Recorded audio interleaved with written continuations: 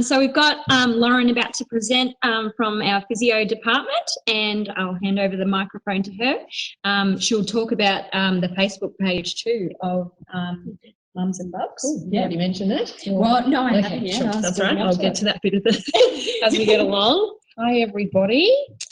Hope you can all see me there. I'm just trying to get myself. There's a little stool here, so maybe I will use that so I'm just at the right spot to talk to everybody.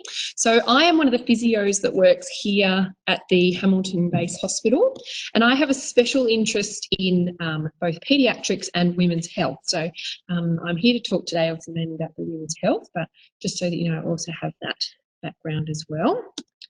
So to go to the next.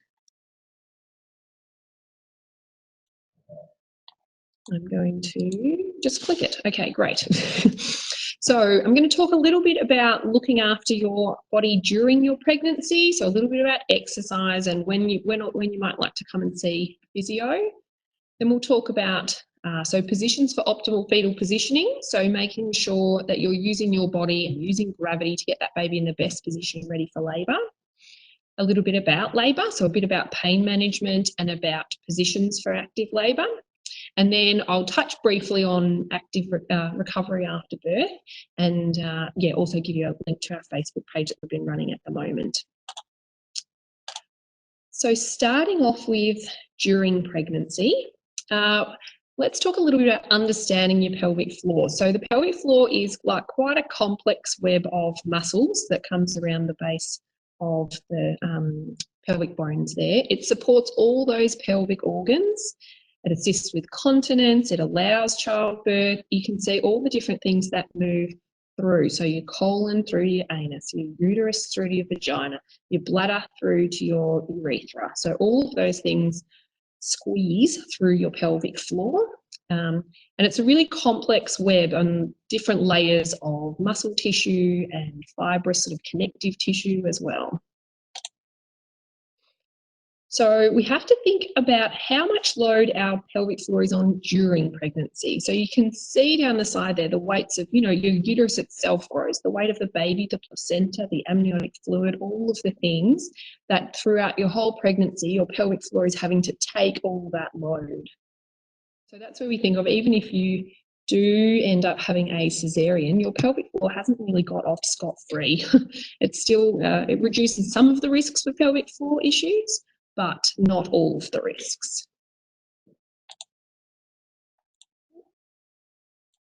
There we go. So if we're talking about strengthening your pelvic floor, it's really important, first of all, to start during your pregnancy. You might have some pelvic floor symptoms during your pregnancy, like leaking urine or trouble controlling your wind as well is something that people commonly have during their pregnancy.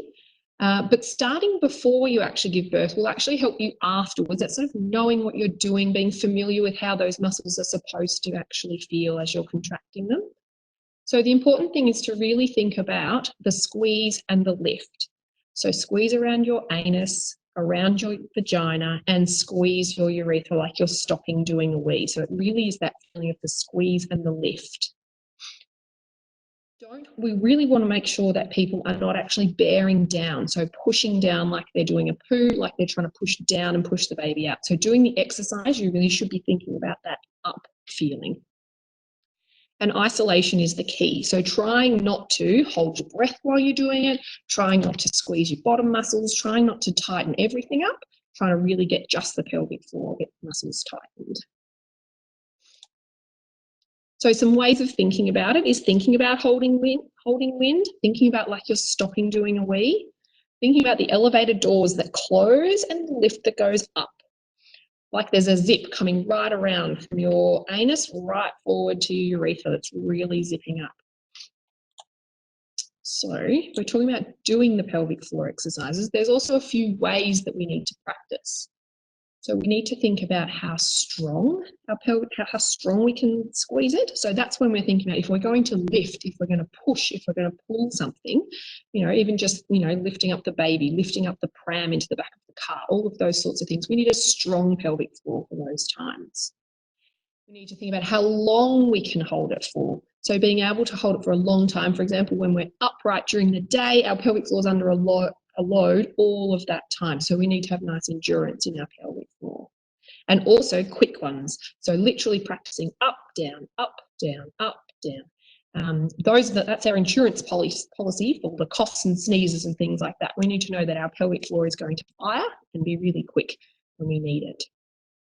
So thinking about strong ones, so I'd encourage you to do strong, long, quick. So strong, squeeze and lift, hold it nice and strong and relax. Squeeze and lift, hold it nice and strong, as firm as you can, and relax. If we're thinking about how long we're going to hold it, we're going to try and do, for example, 3 breaths long. So squeeze and lift, let your breath come and go, let your breath come and go, keep it up, let your breath come and go, and relax. So you're doing some nice long ones. And like I said, with the quick ones, literally practicing up, down, up, down, up, down. Now I'll come again to the Facebook page at the end, but on there I do have one of my presentations is on knowing that you're doing your pelvic floor exercises correctly. So that one would be totally relevant to people at the moment while you're pregnant. And I go through all the steps of doing the strong, the long, and the quick exercises. The other thing with looking after your pelvic floor that's really important is thinking about the knack. So that's using the pelvic floor muscles when you need them. So if you're finding that you are having trouble, for example, leaking urine when you stand up from the chair, or when you do a jump or something at the gym, or if there's something in particular, that's when you would need to think about, all right, I'm going to consciously contract my pelvic floor and then do the action. So we call that the knack. I'm going to lift up something heavy. I'm going to push this shopping trolley, back into the thing. I'm going to squeeze my pelvic floor, and then I'm going to go. So ways to help you remember with your pelvic floor during your pregnancy. So the Continence Foundation of Australia has quite a lot of resources, and one of them that's really good is this pregnancy pelvic floor plan. So you've got your capacity on there to time how long that you can hold the contractions for, obviously set reminders. It's got some videos explaining about doing your pelvic floor and things like that. So that's a really good resource. So the app itself, and also the Continence Foundation of Australia. So during your pregnancy as well, some people might feel like they need a bit more advice about looking after your body during pregnancy. And so here at the hospital in the Allied Health Centre, we have a number of physios who are experienced in looking after women during pregnancy. And you don't need a referral for those things. You can just call, or the midwives might suggest that you come over as well. Sometimes they'll put the referral in, that's fine too. But things that we can help with is knowing that you're doing your pelvic floor exercises correctly. Other factors that might affect your pelvic floor function, such as managing constipation. Things like back, hip, pelvis pain during pregnancy. So there we can help you with like positions of comfort and targeted exercise and things like that. And also things like how to modify your exercise or your work during pregnancy to reduce pain and stress on your joints and things like that. So if any of those things come up for you, by all means, you can just ring the Allied Health Centre and we can pop you in for an appointment there.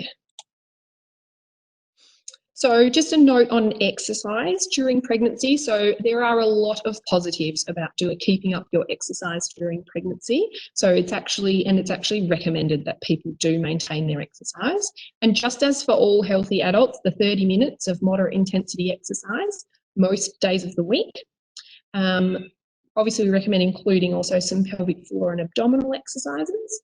If you do have any particular complications that come up during your pregnancy, then that's best to discuss with your doctor, or if you would like we said before, ideas to modify your exercise and things like that, then by all means come and see one of us at the clinic, that's fine. You'll see there as well some guidelines about modifying exercise. So this Pelvic Floor First website, that's sort of a branch of the Continence Foundation. And again, it's a really good one for some tips about how to modify and change your exercise during pregnancy. And it's got lots of resources there as well about returning to exercise after you've had your baby. So that's another really great resource. So some points obviously to stop doing exercise. So if you do feel really dizzy, faint, headache, if you get pain or numbness, if you get obviously any vaginal symptoms, bleeding, contractions, any leaking fluid, anything like that, you should stop your exercise. Things to take care with is just avoiding overheating, avoiding dehydration, eating some carbohydrates before you exercise, and also things like avoiding laying on your back after about 16 weeks. Everybody will be a little bit different, but often people, if you're laying on your back to do exercise, can actually, because of the growing size of your baby and your uterus, actually start to block off the blood flow coming back up to your head. So it can make you feel really lightheaded and dizzy. So if you might be able to modify your exercises to do them, for example, over on your hands and knees rather than doing something laying on your back, or even something just on your side instead of lying flat on your back. If you do find that you're doing some exercise and you notice that coming on, like, oh, I'm getting really faint, just roll over onto your side, take a break for a little bit, and it should settle down. So one of the other important aspects about looking after both your pelvic floor and all your joints during pregnancy as well is actually having a proper rest. So even if you can, especially in the later stages as everything's getting bigger and heavier and more difficult, giving your body a proper rest. So by this, I don't mean the slouch on the couch, and I'll talk to you in a minute as well about why the slouch on the couch isn't helpful. But in terms of being able to rest your pelvic floor, rest your abdominal muscles, everything is working so much harder in those later stages of pregnancy. So laying down on your side, so you're completely unloading your pelvic floor. So when we're horizontal, there isn't really any load at all on the pelvic floor. You can use pillows to help support your hips and your knees. I think having this towel under your side can be really good just to stop your back getting achy and help your tummy feel supported so you can stay nice and square. And those pictures on the bottom right there as well, some people will pop a pillow between their knees, but actually having something that supports the whole lower leg just takes a bit of the twist out of your hip and can help reduce some of that pain in your hip if you're having that as a problem. So I want to stress how having a proper rest is fine, especially if you've been doing some exercises, you've got a physical job, get home at the end of the day, unload your pelvic floor, unload your joints, have a proper rest. But avoiding just that sort of slump, slouch on the couch thing. So that brings us on to why we're avoiding that slouch on the couch is about what we call optimal fetal positioning. So using your body, using gravity to help your baby turn to be head down, and also to help your baby turn, to give your baby the best chance of facing backwards as well, which is therefore an easier position to deliver the baby. So when I am just going to get out my spine model here, so you might be able to see. But when we are, let's see how this looks, slouching on the couch, we get that real rock back. Our pelvis is rocked back and we get this real curve. I'm not sure how clear this is on the thing. So we get a real curve around the spine. And in that position, the baby will find it more difficult to turn to get their head down if they haven't already, but will then also more likely have their back towards your spine, which is, as I said, a bit more difficult for a vaginal delivery. So things to try and help your baby turn to be head down and facing the back to give your baby the best chance of being in that position. We want to think about having a nice curve in your lumbar spine, so you're sort of arching forward. To have nice open hips, so having your knees out nice and wide. Being upright, so again, another way to help the baby actually start to descend. Leaning forward, so leaning forward here again helps that baby with gravity get their back, get themselves facing your spine, not their back against your back. And also things with the pressure off the sacrum is another good one for just helping get that bit more movement. So, for example, this picture up here of the lady leaning forward on the ball, or backwards on the chair, when you are sitting down at the end of the day to watch some telly, read a book, something like that, try and think about choosing those sorts of positions to try and make sure your baby has the best chance of getting in that head down, facing backwards position. So now I'm coming on to some things for the early time in labour and about managing pain. So we'll cover a little bit in the next slide about massage as well. But sort of the same principles apply to any of these kind of pain management strategies. So using massage, using the TENS machine, which I think you guys go through later if you haven't already. Already have? Great, beautiful. So the TENS machine, you know, having the water spraying on you in the shower, using stress balls, scratching your toes into the carpet, hot and cold packs, all of those things to help complement, you know, how you're managing your pain, giving you other things to concentrate on.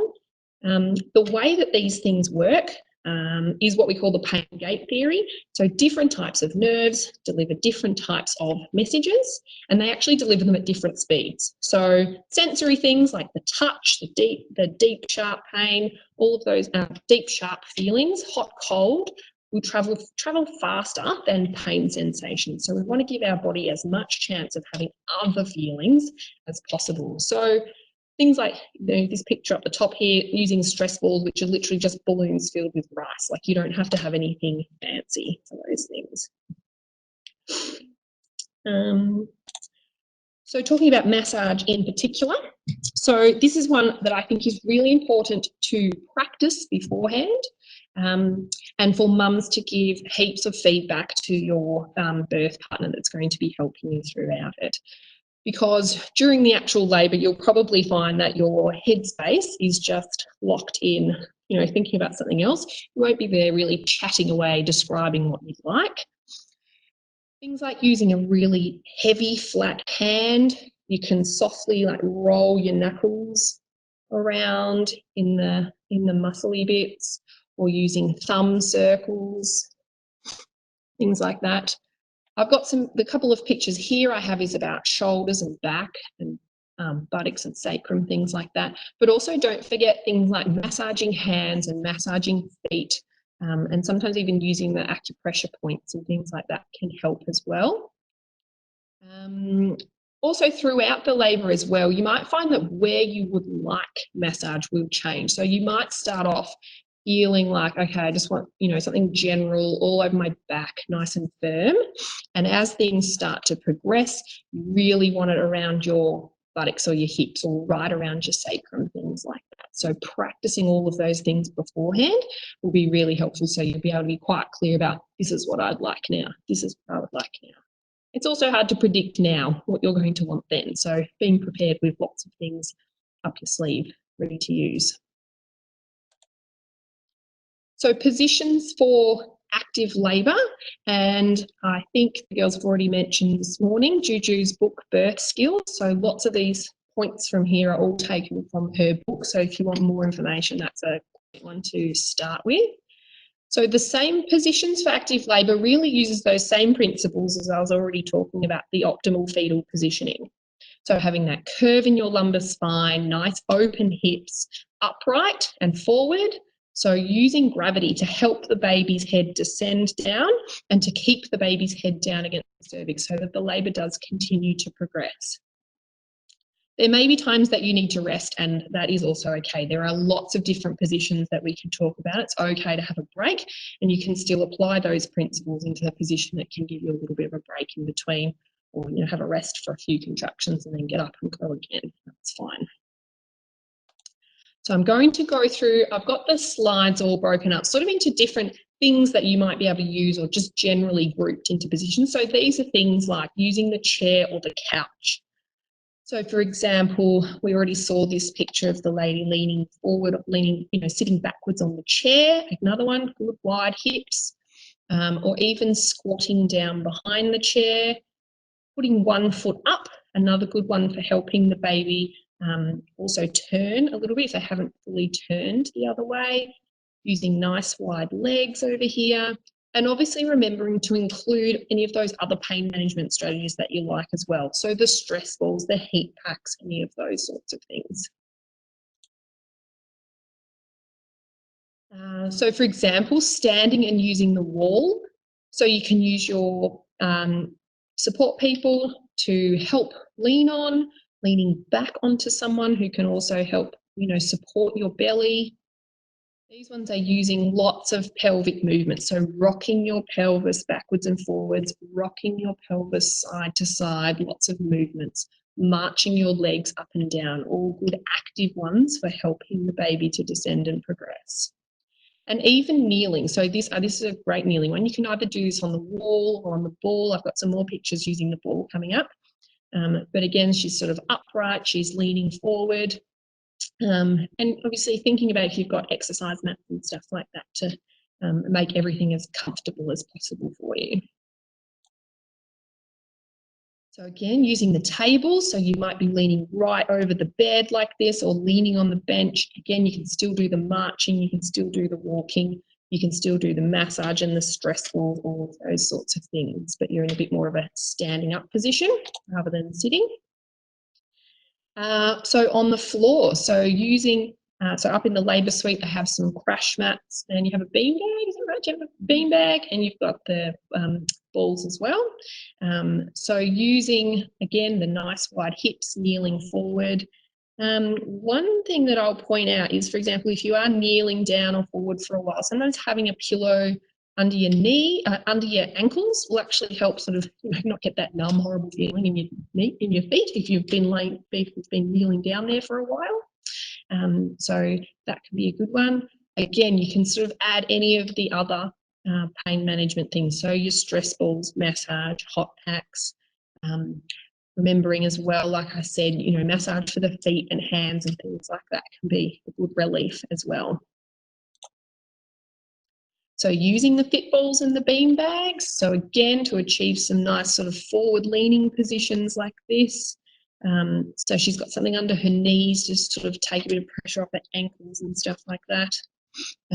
Using the ball to support you when you're doing some deep squats. So some other things as an adjunct to sort of the massage as well is giving your hips that bit of compression.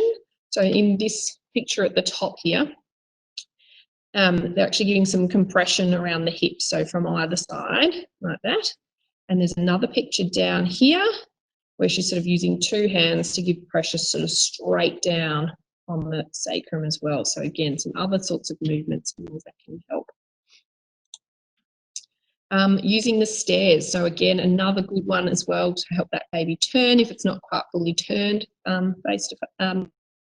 facing your back. So having one foot up, you can stay there and just do some lunges and, sideways lunges, or even just the walking up and down the stairs as well. So that kind of covers all of the active labour bits. Obviously, there's a million different ideas and those aren't an exhaustive list, but hopefully I've given you a good spectrum of ideas. One idea which I think Jenny said one other time when I was doing this presentation was about having an idea of having some different stations set up so that you can work your way around and have some different things. So you do a couple of contractions in this position, a couple of contractions in the next position.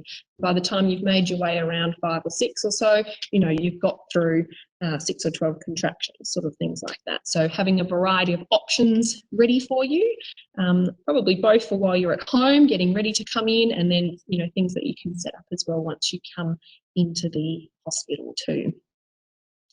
So I think that covers my during labour bit. So now I was just going to talk quickly as well about postnatal recovery, some things to keep in mind. So postnatal, looking after your pelvic floor, you can start doing some pelvic floor squeezes within 24 hours. You might feel like you really haven't, especially if you have had a vaginal delivery, that you won't have much feeling. Like it's really hard to get a grip of, oh gosh, I don't really feel like I can do much. That's fine. Just starting to get the feeling back and just gently doing some squeezes is fine.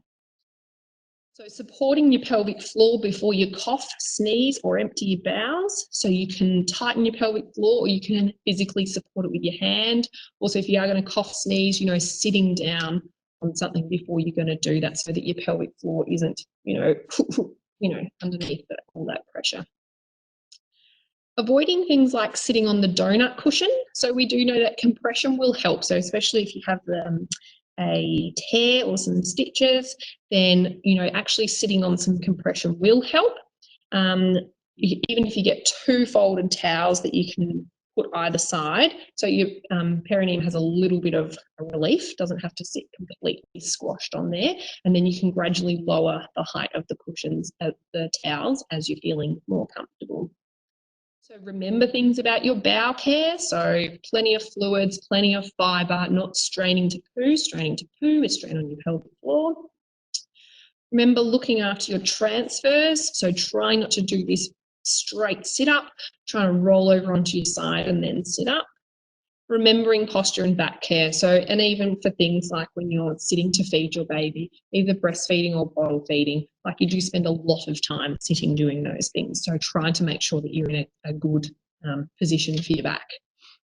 And remembering that those proper rest positions. So again, you know, a nice way of unloading your pelvic floor is that real side lying, or if you are comfortable then lying on your tummy. Some people might need to feel like they lie on some pillows or some towels so that they're not squashing their big full boobs when the milk's come in. But lying on your tummy is another one as well. If you have had stitches or an episiotomy, then the basic principles of looking after a muscle tear apply. So you might have heard the ricer analogy in sports context and things like that. It's the same sort of thing. So resting it, so using those proper rest positions, using ice packs on there. There will be some available on the ward. The midwives will be able to get for you. They'll show you where they are in the freezer. Using compression, so even if that is just like wearing the extra pad so it feels nice and firm, sitting on the folded towels so that there is a little bit of compression on your pelvic floor. Elevation, so again those proper rest positions, and rehabilitation, so starting those pelvic floor contractions as soon as you can after the birth. And like I said, even if it just starts off with a few squeezes, getting the feel back, that's okay. So we do know that 1 in 3 women will experience incontinence after they've given birth, and in the order of 75% of women will have a pelvic organ prolapse during their lifetime. So that's where one of the organs will actually move, like descend down into a position where it's not supposed to be. So that's really high. And one of the biggest risk factors for having a pelvic organ prolapse is having given birth. So I'd just like to emphasise that both of those issues are really common, but they are not normal. So neither of those are things that you have to continue to put up with after you've had a baby. There are lots of really simple management strategies to help get rid of both of those problems, and a women's health physio would be able to help you get started looking after those. So if you have had a cesarean section, as I said before, you have less risk of pelvic floor issues, but not no risk of pelvic floor issues. So it's still important to include the pelvic floor exercises in your recovery. You can start some abdominal bracing about 4 or 5 days after birth, and then gently progress to some supported crunches. You may feel like you can progress more quickly on the pelvic floor exercises, but it's still important to remember that all that weight is on your pelvic floor, and that you'll need to still continue to step through your pelvic floor rehab before you're returning to sport and things like that. And keep using abdominal and pelvic floor bracing. So that's the knack I was talking about, where you think before you're going to do a push, a pull, a lift, something like that you think, right, pelvic floor, and then lift. And sometimes after about 8 weeks, if your scar is feeling a bit tight, then just some lying on your tummy can be a nice way of just starting to gently stretch that area as well. But really, after the cesarean, don't do anything that makes it feel like it's pulling, stretching, or anything painful. So just progress really slowly to look after that wound site. So for after the baby, when to seek help? What sorts of things can we help with?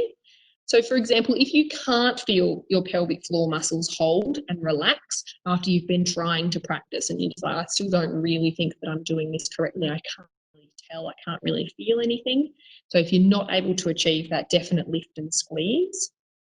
If you notice any feelings of prolapse, so that might be a heavy, sagging, dragging feeling on the pelvic floor.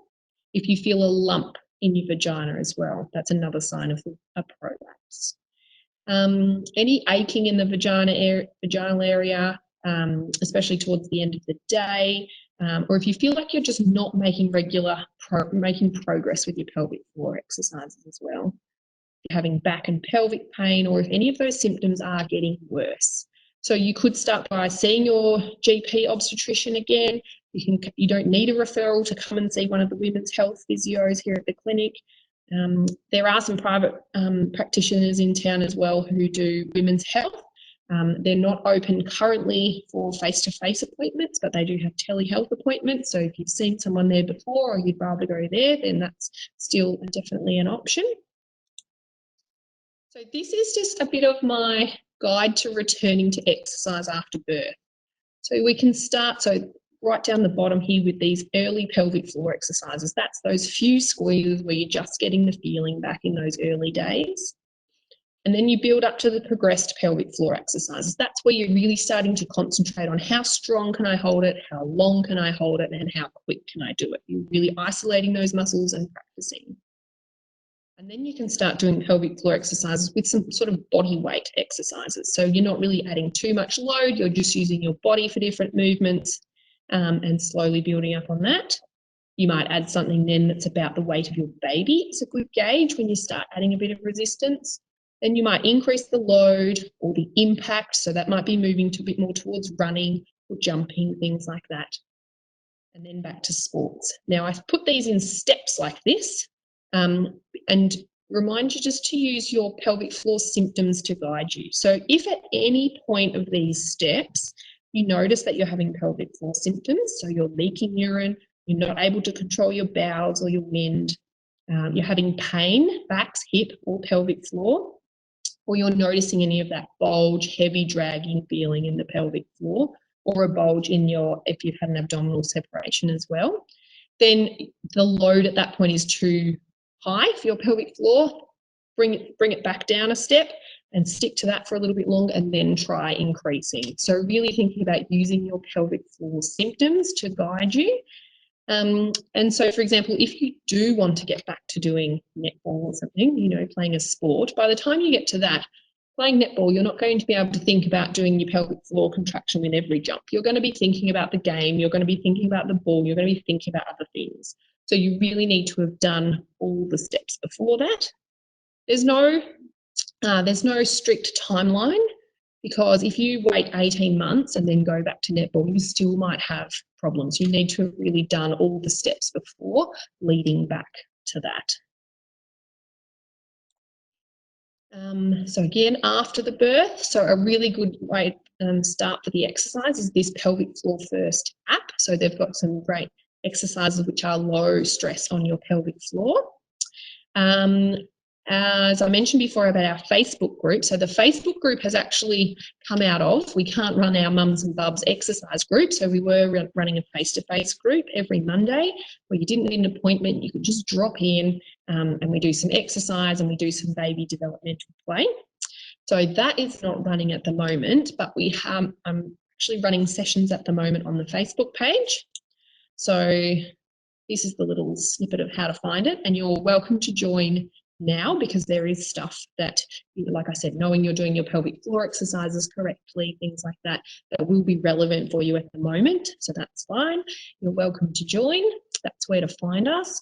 And at the moment, I'm doing a Monday session on pelvic floor exercises and education. And on Wednesday, I'm doing a session on baby developmental play activities and massage.